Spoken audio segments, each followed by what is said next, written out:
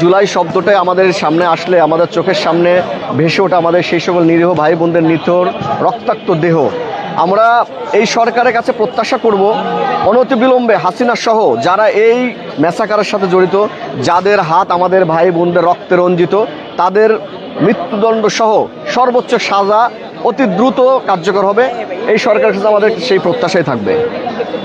জুলাই আমাদের চেতনা, যেরকম 1971 আমাদের বাংলাদেশি জাতীয়তাবাদ, বাংলাদেশ একটা স্বাধীন সার্বভৌম রাষ্ট্র পেয়েছি, সেই জুলাই আমরা ফ্যাসিবাদের যে বাংলাদেশ ফ্যাসিবাদের কলা গাছে ছিল, করাল গাছে ছিল, সেই ফ্যাসিবাদের মূল উৎপাদন করতে পেরেছি।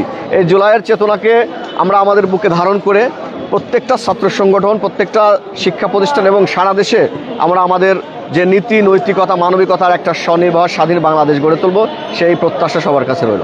আসলে আপনি জানেন, জুলাই আন্দোলন না, দীর্ঘ 16 বছর ফ্যাসিবাদ বিরোধী আন্দোলন করতে গিয়ে আমাদের জগন্নাথ বিশ্ববিদ্যালয় ছাত্র দলের আমাদের 3 জন সহযোদ্ধা বড় ভাই এখনো গুম রয়েছে।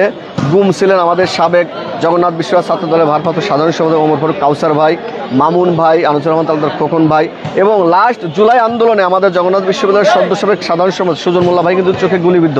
তিনি এখনও চোখে দেখেন না, উন্নত চিকিৎসা সে বিদেশ যাচ্ছেন। এবং আমি নিজেও গুম ছিলাম, অ্যারেস্ট ছিলাম। হাসিনার পতন না হলে হয়তো আমাদের করুণ পরিণতি ভোগ করতে হতো। তো হাসিনার পতনের পর আমি 6 তারিখে মুক্তি পেয়েছি এবং প্রত্যাশা করি এই স্পিডকে ধারণ করে আমরা একটা স্বাধীন সার্বভৌম এবং সহাবস্থানের বাংলাদেশ গড়ব ইনশাআল্লাহ।